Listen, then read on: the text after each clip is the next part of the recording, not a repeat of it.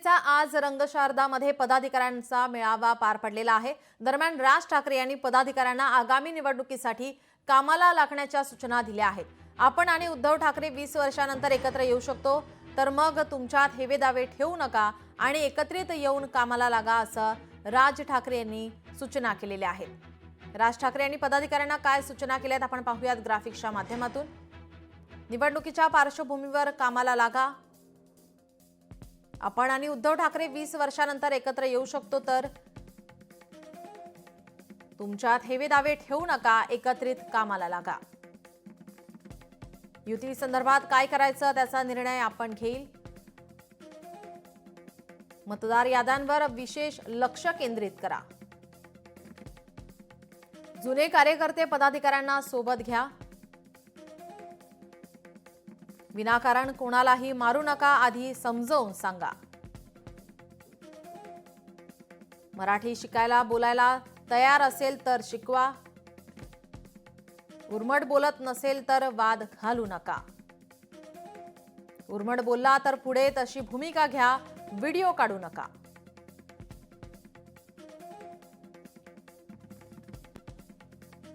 आपले प्रतिनिधी स्वप्नील जाधव आपल्या सोबत जोडलेले आहेत। स्वप्नील, आपण पाहतोय या ठिकाणी राज ठाकरे यांनी पदाधिकाऱ्यांना काही सूचना केलेल्या आहेत, ज्यामध्ये महत्त्वाचा मुद्दा मराठीचा मुद्दा आणि त्यानंतर त्यांनी एक वक्तव्य केलेलं आहे, ज्यामध्ये आपण आणि उद्धव ठाकरे 20 वर्षांनंतर एकत्र येऊ शकतो, तर मग तुमच्यातील हेवेदावे ठेवू नका, एकत्रित या आणि कामाला लागा। एकंदरीतच आपण हे चित्र पाहिलं तर पुन्हा एकदा उद्धव ठाकरे आणि राज ठाकरे यांच्या युती संदर्भातील हे कुठेतरी आता संकेत दिल्याची चर्चा आता रंगू लागली आहे।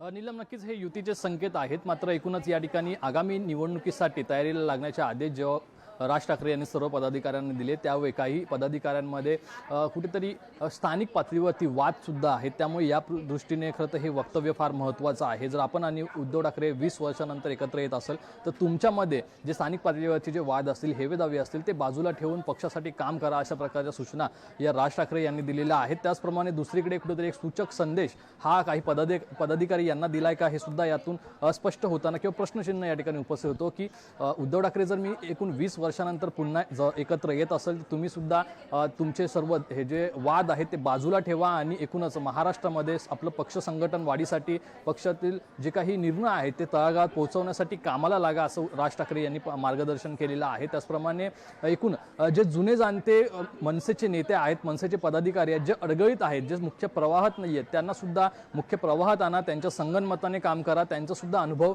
घ्या आणि त्यानुसार पक्ष संघटन मजबूत करा, अशा प्रकारचे थेट जे आदेश आहेत ते राज ठाकरे यांनी मनसैनिकांना दिलेले आहेत। त्यामुळे कुठेतरी एक स्पष्ट संकेत यातून असं पाहायला मिळतं की युती ही आगामी काही दिवसांमध्ये होईल। आणि याचे जे काही राज ठाकरे यांनी युती संदर्भात सुद्धा भाष्य करताना असं म्हटलेलं आहे की तुम्ही स्थानिक पातळीवर तुम्ही तुमच्या कामाला लागा।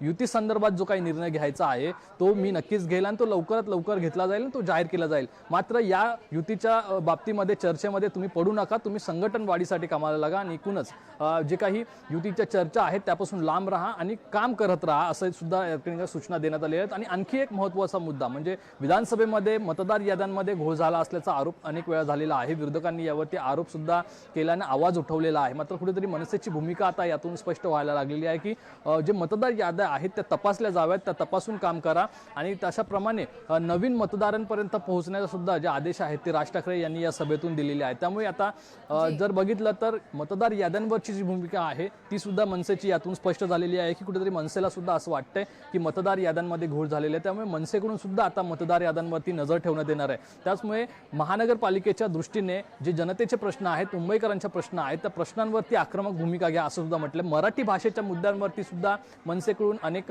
खळखटाक आंदोलनं पाहायला मिळतात। मात्र जर उर्मट वागत असतील तर त्यांच्यावर नक्कीच हात उगारा किंवा इतर गोष्टीने त्यांना समजवण्याचा प्रयत्न करा। मात्र पहिलं त्यांना समजवण्याचा प्रयत्न करा, जर ते शिकायला तयार असतील त्यांना शिकवा आणि तरीही ते जर शिकायचा प्रयत्न करत नसतील आणि उर्मट वागत असतील तरच त्यांच्यावरती तुम्ही योग्य तो विचार करून कारवाई करा, अशा प्रकारचा सुद्धा थेट सल्ला जो आहे तो राज ठाकरे यांनी दिलेल्या या सविस्तर माहितीसाठी। मनसे नेते बाळा नांदगावकर यांची प्रतिक्रिया आली, आपण पाहूया। माजी पदाधिकारी आहेत, काही उमेदवार होते, काही घरी बसलेले आहेत, तुमच्या आपसामध्ये पटत नाही, तुम्हाला आवडत नाही, असं करून चालणार नाही।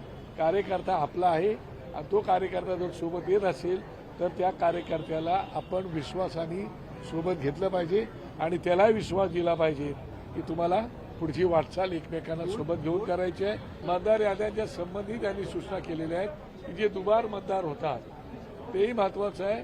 काही मतदार असतात नसतात, काही लोक इथं मतदान करतात, काही लोक इतर राज्यामध्ये जाऊन मतदान करतात, तर त्याच्यावरती लक्ष ठेवून आपल्याला रात्रीची लक्ष करायला पाहिजे। मनसे नेते संदीप देशपांडे यांच्यासोबत बातचीत केली आमचे प्रतिनिधी स्वप्नील जाधव यांनी। मनसेचा पदाधिकारी मेळावा हा मुंबईत पार पडलेला आहे। आपल्यासोबत मनसे नेते संदीप देशपांडे या ठिकाणी आहेत। मनसे अध्यक्ष राज ठाकरे यांनी मार्गदर्शन केलेलं आहे सर्व पदाधिकाऱ्यांना। आगामी निवडणुकीसाठी तयार राहा, मतदार याद्या तपासा, त्यानुसार काम करा, जुन्या जाणत्यांना सुद्धा सोबत घ्या, अशा प्रकारचे काही मार्गदर्शन सूचना दिलेल्या आहेत असं कळतंय। विस्तृत मार्गदर्शनचा सन्मान्य राजसाहेबांनी केलं की गटाध्यक्षांनी काय काम अपेक्षित आहे, BLA कुठे नेमायचे आहेत, मतदार याद्यांवर काय काम करायचं आहे, हे सगळं च्या संदर्भातलं विस्तृत मार्गदर्शन साहेबांनी केलेलं आहे। पण मतदार याद्यांमध्ये जो घोळ होतो याचा फटका तुम्हालाही बसला होता, आता कुठेतरी काटेकोर पालन केलं जातंय? नाही, या अशा पद्धतीचा घोळ होऊ नये याच्यासाठी प्रिकॉशन घेणं गरजेचं आहे, याच्यासाठी काळजी घेणं गरजेचं आहे। ती काळजी कशा प्रकारे घेतली पाहिजे काळजी, याच्या संदर्भातलं मार्गदर्शन साहेबांनी केलेलं आहे। निवडणुकीसाठी कशाप्रमाणे तयारीला लागा, काय नक्की मार्गदर्शन झालं? निवडणुकीच्या दृष्टीने तयारी लागण्याचे आदेश त्यांनी दिलेले आहेत। आता ही जी मी तुम्हाला सांगितली निवडणुकीची तयारी आहे ना, त्या पद्धतीने सांगितलेलं आहे। महाराष्ट्र नवनिर्माण सेनेचे आंदोलन नेहमी आक्रमक असतात आणि मराठी तर आमच्या DNA मध्ये आहे, आमच्या रक्तात आहे। संघटन मजबूतीसाठी कामाला लागा, मात्र मनसेमध्ये जे जुने पदाधिकारी आहेत किंवा सोडून गेलेले असेल त्यांच्या सुद्धा काही निष्क्रिय झालेले जे पदाधिकारी आहेत ज्यांनी पक्षाचं काम करणं सोडलं त्यांना पुन्हा मुख्य प्रवाहात आणण्यासाठी आम्ही प्रयत्न करणार आहोत। या ठिकाणी आपण जर बघितलं तर जुन्या नेत्यांना किंवा जुन्या पदाधिकाऱ्यांना मुख्य प्रवाहात आणण्यासाठी सुद्धा चर्चा करून त्यांच्यासोबत कामाला लागा, अशा प्रकारच्या सुद्धा सूचना देण्यात आल्याचं पाहायला मिळतंय। कॅमेरा पर्सन विनीत पेडणेकरसह स्वप्नील जाधव, लोकशाही मराठी, मुंबई। याच संदर्भात मनसेचे नेते अविनाश अभ्यंकर यांच्यासोबत बातचीत केली आमचे प्रतिनिधी स्वप्नील जाधव यांनी। आपल्यासोबत मनसे नेते अविनाश अभ्यंकर सर आहेत। काय सांगाल सर, मेळावा पार पडलेला आहे, अनेक महत्त्वाचे विषय या ठिकाणी चर्चेला आले, काय नक्की सूचना या पदाधिकाऱ्यांना देण्यात आली? सूचना आज जो मेळावा झाला त्याच्यात सन्मान्य राजसाहेबांनी आम्हा सर्व पदाधिकाऱ्यांना एकच सांगितलं की आता महाराष्ट्राचा कार्यकर्ता, महाराष्ट्र सैनिक म्हणून सगळ्यांना काम करायचं आहे। तळागाळापर्यंत पक्षाचे विचार, पक्षाची ध्येय धोरणं, पक्षाने केलेली आंदोलनं ही संपूर्ण लोकांपर्यंत पोचवायची आहेत। प्रत्येक वॉर्डावॉर्डात, प्रत्येक ठिकाणी आपल्याला काम करायचं आहे आणि जर आपण उत्तम काम केलं तर यशसुद्धा आपल्याला उत्तम मिळेल। आज साहेबांनी जे काय त्यांचं 40-50 मिनिटं भाषण केलं त्यात अनेक विषय होते आणि त्या विषयात साधारण प्रत्येक पदाधिकाऱ्यांनी कशा प्रकारे काम करावं याचा उहापोह त्यांनी केला आणि तो आमच्या महाराष्ट्र सैनिकांपर्यंत नक्कीच चांगल्या प्रकारे पोहोचला। वर्तमानात का भविष्यात जे काय करायचं ते मी बघीन, मी म्हणजे राजसाहेब ठाकरे बघतील, बरोबर आहे। तुम्ही आता एक महाराष्ट्र सैनिक, एक कार्यकर्ता म्हणून काम करायचं आहे।